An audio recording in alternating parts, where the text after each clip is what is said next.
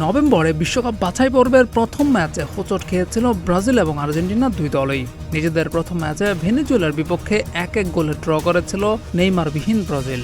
ম্যাচে penalty miss করেছিলেন Vinicius junior. Brazil draw করে বেঁচে গেলেও আর্জেন্টিনার কপালে সেটা হয়নি। তারা প্যারাগুয়ের বিপক্ষে প্রথমে এগিয়ে গিয়েও শেষ পর্যন্ত 2-1 গোলে পরাজিত হয়েছে। লিওনেল মেসি এই ম্যাচে পুরোপুরি নিষ্প্রভ ছিলেন, তর্কেও জড়িয়েছিলেন রেফারির সঙ্গে। প্রথম ম্যাচের হতাশার ধাক্কা কাটিয়ে জয়ে ফেরার তাগিদ দুই জায়ান্টেরই। তবে এই পথে বেশ কঠিন বাধা পেতে যাচ্ছে ব্রাজিলিয়ানরা। তাদের সামনে প্রতিপক্ষ হিসাবে আসছে শক্তিশালী উরুগুয়ে। পরিসংখ্যান দেখে খুশি হতে পারে ব্রাজিল, তবে নিকট ভবিষ্যৎ বলছে অন্য কথা।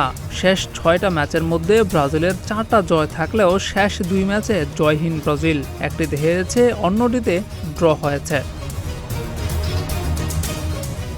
বর্তমানে পয়েন্ট টেবিলের দ্বিতীয় স্থানে থাকা উরুগুয়েকে নিজেদের মাঠে আতিথ্য দেবে ব্রাজিলিয়ানরা। ম্যাচটি হবে বুধবার সকাল 6টা 45 এই ম্যাচে ব্রাজিল জিতলে পয়েন্ট টেবিলের শীর্ষ 3-এ প্রবেশ করবে দলটি।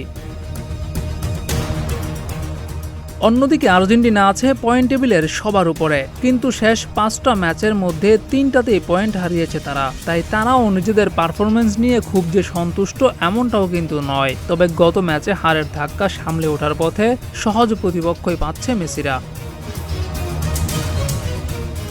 আর্জেন্টিনা যেখানে পয়েন্ট টেবিলের সবার উপরে, সেখানে তাদের প্রতিপক্ষ পেরু আছে নিচ থেকে 2 নম্বরে। ম্যাচটি আবার আর্জেন্টিনার নিজেদের মাঠে।